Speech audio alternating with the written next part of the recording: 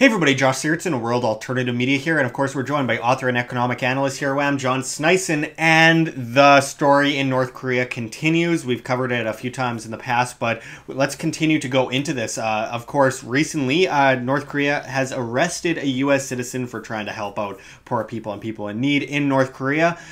This, I believe, is a third U.S. citizen they now have as a so-called political prisoner or whatever. I think the other guy stole a propaganda poster and wanted to bring it back to the United States. And then the North Korean government and on state-run media has also threatened to sink a U.S. aircraft carrier as Japan has also deployed warships close to the Korean Peninsula. I think it was really, really irresponsible for the Trump administration to claim that the Carl Vinson was in the Korean Peninsula when it was all the way down by Indonesia. It was a stupid thing. It could have also caused a lot of harm with Chinese troops. I mean, there's 150,000 Chinese troops around the border, apparently to help with refugees if the U.S. attacks. The Chinese government is also telling the United States to chill out and let it kind of dwindle down, but has also been threatening North Korea that if they continue to test nuclear weapons, that they will bomb North Korea. And they also threatened the United States. Yeah, absolutely. They threaten the United States. And there's close to the North Korean border, there are also on the north side of things, Russian troops, Russian infantry heading all around the area. It's close to a Navy facility for Russia. But it's also important to just mention that North Korea doesn't actually have even the money to fuel enough aircraft to actually attack the United States. And yes, there is a potential danger involved in North Korea attacking the United States. There is a potential, mostly actually more in the region of South Korea, Japan, but South Korea China. is the thing, right? Yeah. Like that's where they have all the artillery, situated towards Seoul. Like it'd probably be massacre. Yeah, absolutely. When it happened, right? So, but the problem here is the whole regime system, the communist puppet state of North Korea.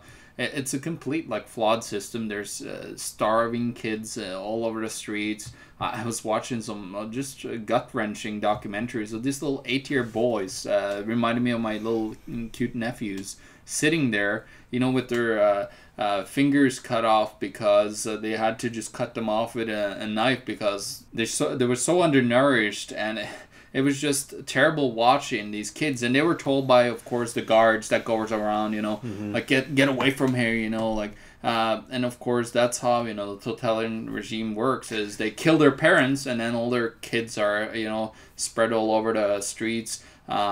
And then, of course, they try to control them and, show them force so they grow up to become individuals. Subservient, just begging the government to save them. And we're going to go deeper into this in a second, but it's also important to mention that all these states that took influence from North Korea, like Cuba, Fidel Castro and Che Guevara idolized North Korean regime, and look what's happening there. Starvation, no free markets at all, people getting put in jail for trying to sell things outside of the government regulatory factors. No, and since, of course, North Korea is blocked by most countries, there's been good documentaries. When Vice was actually good back in the day, they had a documentary where they exposed the labor camps in lumber industry in Siberia, for example, where they have the FSB coming after them. Yeah, but anyway, I mean, it's important to just kind of dig deeper into what's going on in North Korea, considering the fact that obviously a lot of people have made mention, and rightly so, that North Korea doesn't have the type of central banking system that the rest of the world has. At least it's not connected to the global central banking system. They have a central bank, but not connected to this globalist apparatus. With that said, yes, that is probably a part of the reason why the U.S. is aggressing against North Korea. But also, let's not forget that North Korea, the government is absolutely insane. It's totalitarian. It's absolutely crazy. Kim Jong-un is nuts. He's probably completely mentally ill. They're playing around with nukes that half of them are fake, the ones that they put in the parade, but all the same, I mean, it is kind of a danger.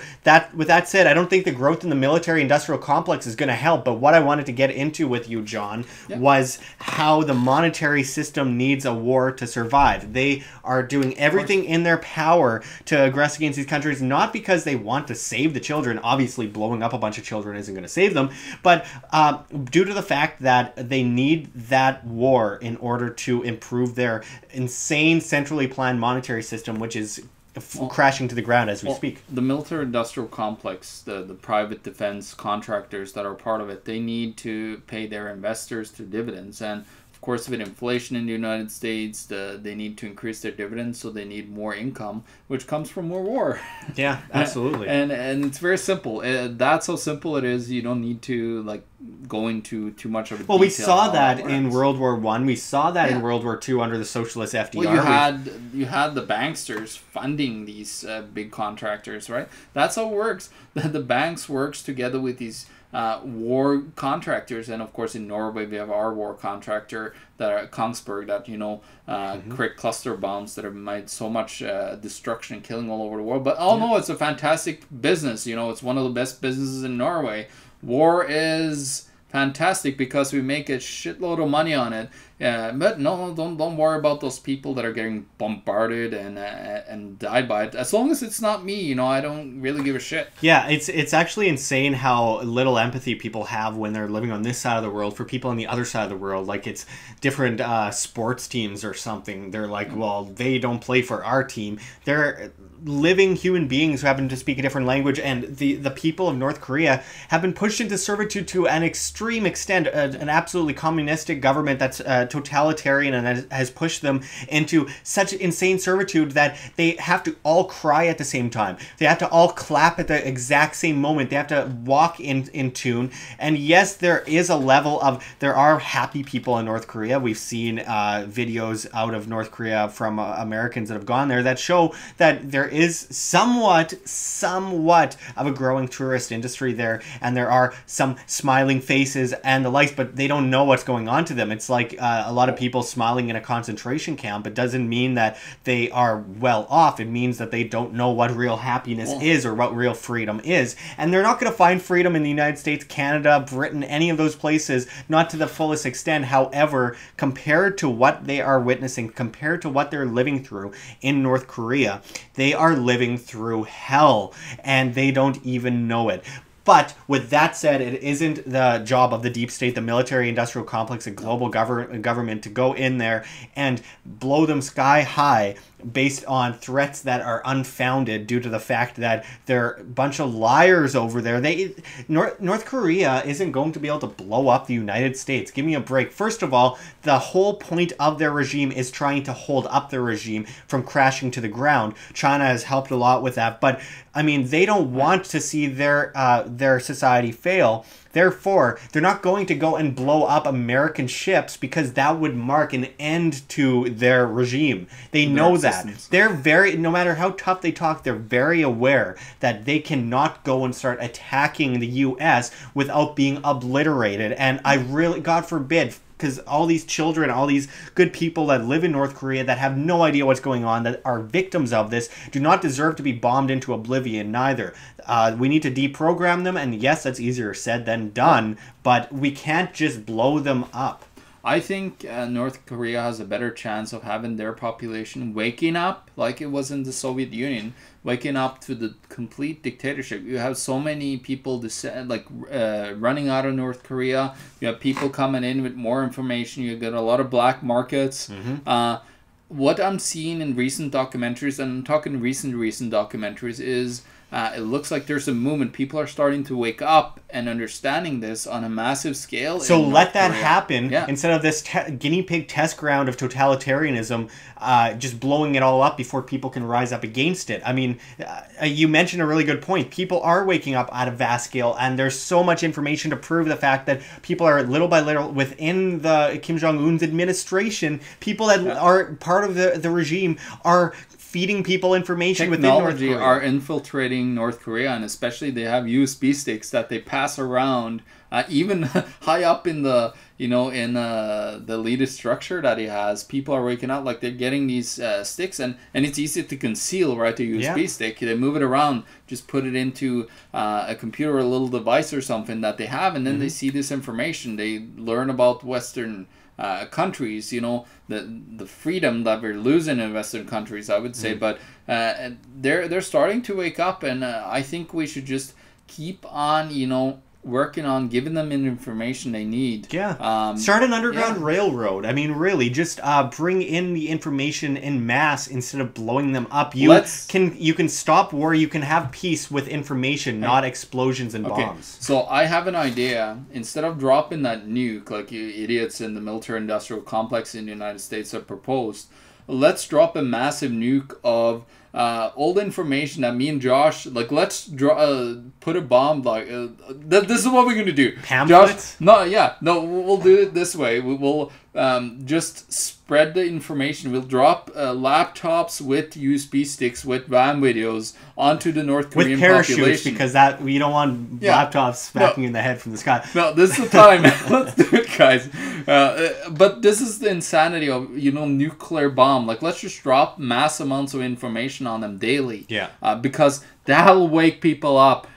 Dropping, even pamphlet, like whatever it is, just wake people up, but not with propaganda about how great the West is, but just regular information about what the state does and so on, so people can actually get the real information. Let's drop those bombs with all that information over them, and then you'll see. And an info war is far more efficient than a nuclear war. And I think that it's important to get that information to people. And of course, a lot of people are watching this going, oh, here go a bunch of leftists again. We're not leftists. We're not liberals. It's a small government, or even lack thereof. It's an ideology of people who don't believe in big government, to not want to be the policeman of the world, to not want to go all over the world, destroying places, destabilizing places, putting up puppet dictatorships, creating a global government power. That is actually a far leftist viewpoint, a very collectivist viewpoint, to want to do these kinds of things. We stand for individual freedom and voluntary interactions between free individuals, and it's very far away from leftism. Destroying people, absolutely obliterating free individuals, or individuals in general, is not what is going to stop the growth of the government and the military-industrial complex. Of course, we need to get back down to a voluntary individualist level rather than a collectivist angle on all these things, and blowing people up from the sky isn't going to make them believe in your cause. I think 100+ years of that has proven this case precisely, considering what's been going on in the Middle East and all over the world, in Chile and Argentina in the 70s. You are not winning any favors by killing the victims. So with that said, thanks for going into this a bit with me, John, and we'll be back at you with much more. Check the links below. GoFundMe, Patreon. We can't do it without you. Any donation is very much appreciated, especially as we are vastly demonetized and censored by YouTube. Also, check our address for Bitcoin in the description, in the comments, as well as on the screen for you to scan if you please. And check our link for the Red Pill Expo, which takes place in June in Montana, in Bozeman, Montana, where you can see people like J. Edward Griffin, Robert Kiyosaki, James Corbett, Ty Bollinger, Lord Monckton, Cynthia McKinney, Richard Gage, Mike Adams, all these incredible names, and we hope to see you there. But until next time, this is Josh Sigurdson and John Sneisen signing out from World Alternative Media. Find the truth, be the change.